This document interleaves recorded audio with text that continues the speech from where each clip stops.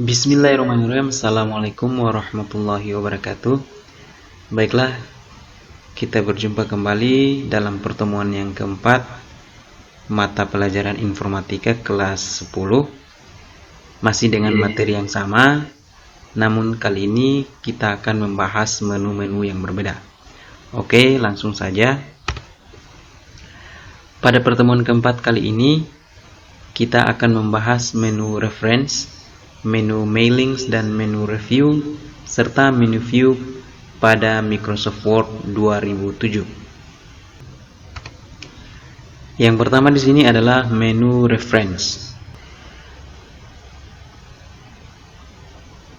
Menu reference adalah, dalam bahasa Inggris, reference berarti referensi, yang biasa digunakan apabila dalam penulisan ada pengambilan kutipan dari beberapa referensi, misalnya buku, majalah, dan jurnal ilmiah, yang biasanya terdapat keterangan judul buku, pengarang buku, tahun penerbitan buku, kalimat dan halaman yang ada di dalam buku yang kita kutip.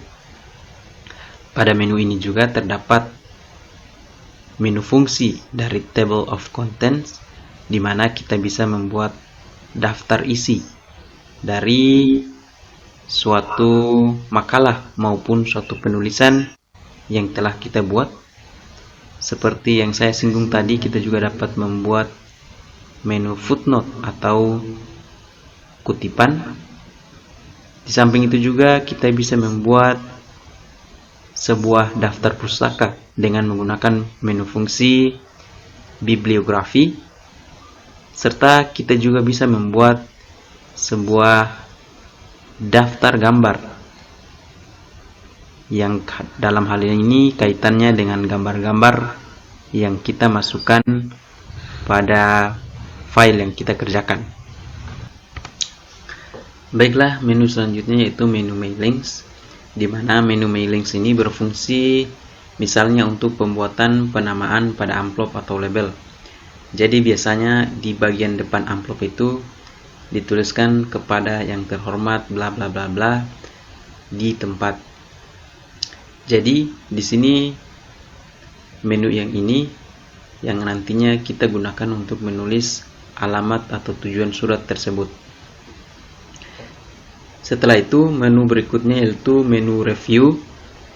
Menu review ini berfungsi untuk pengecekan spelling grammar, pemberian komen pada halaman penulisan dan sebagainya. Biasanya dalam penulisan artikel maupun pengetikan menggunakan bahasa Inggris, menu yang ini kita dapat gunakan untuk pengecekan tata cara penulisan yang benar.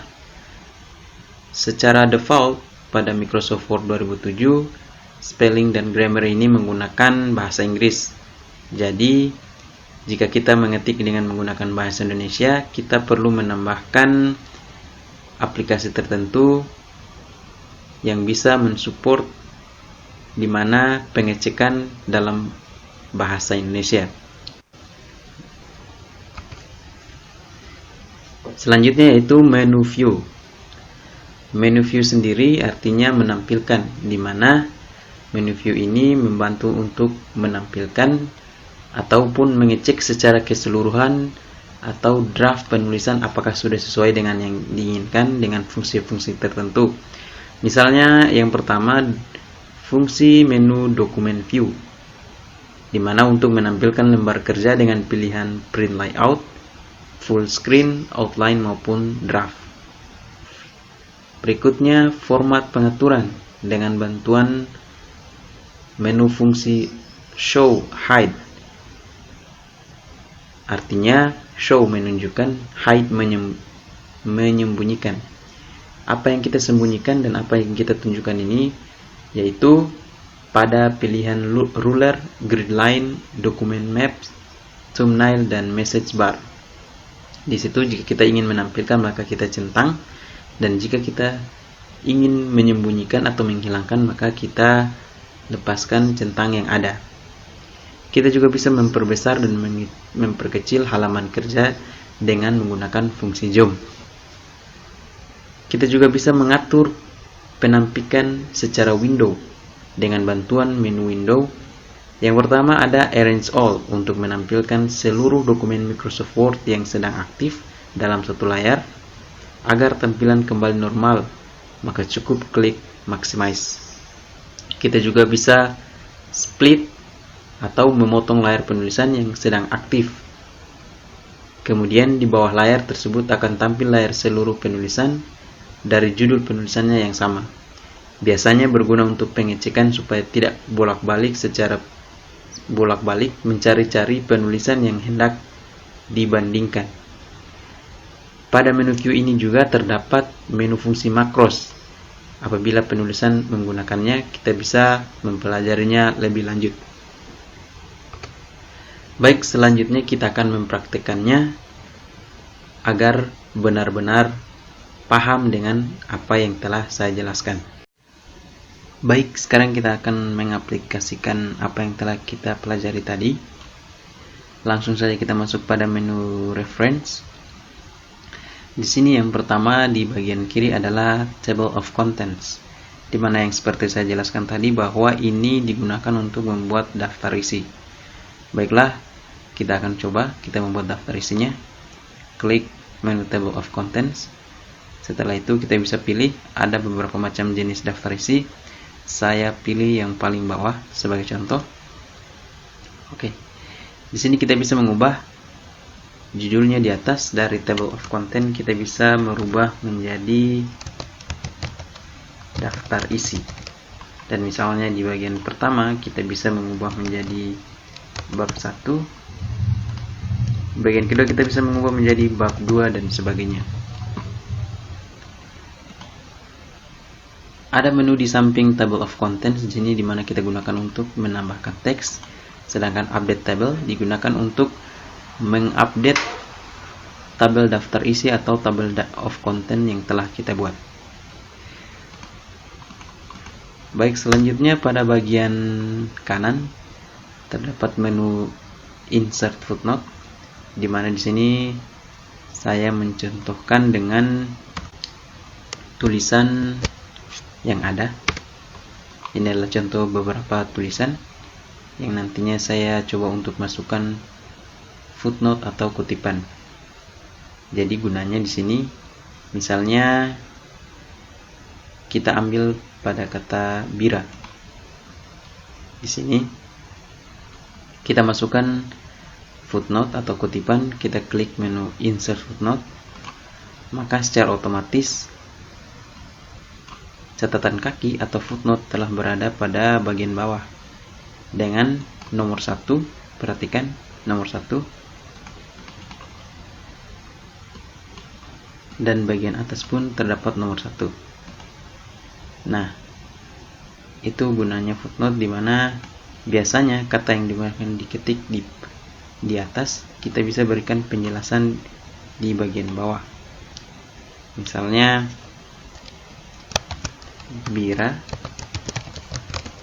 adalah nama pantai di Kabupaten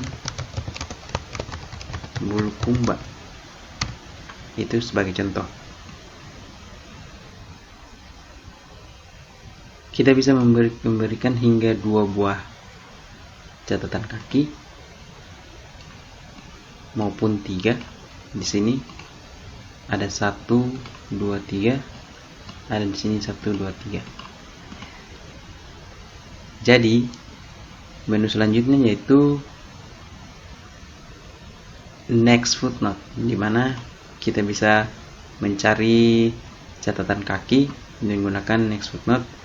Jika kita mengarahkan pada catatan kaki pertama dan kita mengklik menu Next Footnote, maka dia akan berpindah pada catatan kaki kedua. Dan begitu pula jika kita mau pindah pada catatan kaki ketiga, kita tinggal klik Next Footnote, maka otomatis berpindah pada catatan kaki ketiga. Menu Show Notes, jika kita klik maka dia menampilkan seluruh catatan kaki yang ada, mulai dari 1, 2 maupun 3. Baiklah, untuk menu selanjutnya yaitu Insert Citation, di mana di sini kita bisa memasukkan kutipan sebuah buku. Jadi biasanya dalam penulisan makalah, skripsi, buku dan sebagainya, kita bisa menggunakan referensi pada buku yang lain, sehingga buku yang kita gunakan kita masukkan ke dalam kutipan yang akan kita pakai. Misalnya sebagai contoh, saya mengutip kata yang ada, kemudian saya akan membuat kutipan pada kalimat tersebut. Sebagai contoh misalnya, saya memasukkan kutipan, saya masukkan add, kita klik insert citation, kemudian klik add new source. Di sini sebagai contoh kita pilih buku. Setelah itu kita menulis nama pengarang buku tersebut. Misalnya, contohnya Ahmad Dahlan. Sebagai penulis buku, judulnya seperti contohnya Tidore dan Sejarahnya. Tahunnya kita isi 2019, kotanya, kota penerbitnya kita tulis saja Ternate, dan yang menerbitnya Jang Wahab Pers. Setelah itu kita ketik OK, kita klik OK. Maka secara tidak langsung kutipan dari Dahlan ini telah ada, sehingga nantinya jika kita membuat sebuah daftar pustaka, maka daftar pustaka itu secara otomatis akan tampil. Saya berikan contoh, misalnya kita membuat sebuah daftar pustaka, maka kita menggunakan menu bibliografi. Setelah itu kita pilih jenis daftar pustaka yang ada, kita pilih salah satu.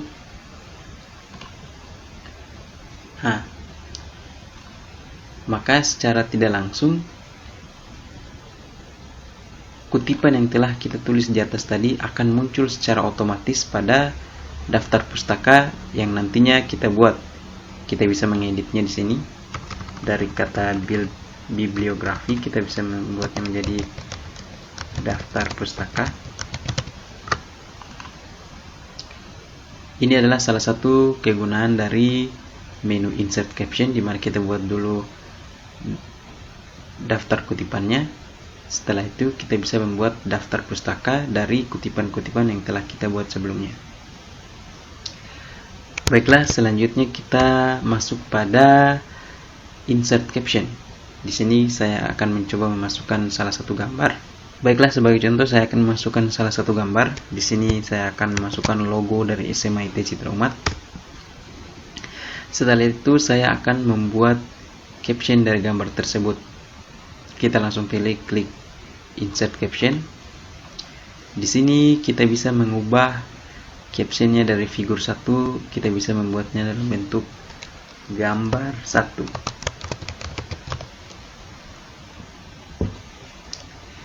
Atau gambar. Setelah itu kita klik OK dan klik OK. Maka secara otomatis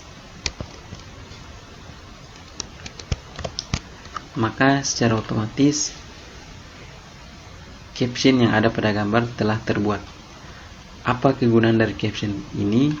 Kegunaannya nanti jika semakin banyak gambar yang kita masuk, maka semakin banyak pula caption yang kita buat.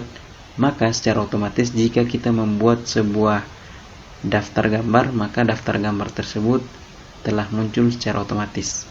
Saya akan menunjukkan cara membuat daftar gambar tersebut. Kita arahkan kursor pada menu insert table of figure, klik, kemudian kita langsung klik OK. Maka secara otomatis daftar gambar telah terbentuk, dihasilkan dari figur yang telah kita buat tadi di sini. Jadi ada gambar 1, maka daftar gambarnya juga muncul secara otomatis daftar 1 seperti ini.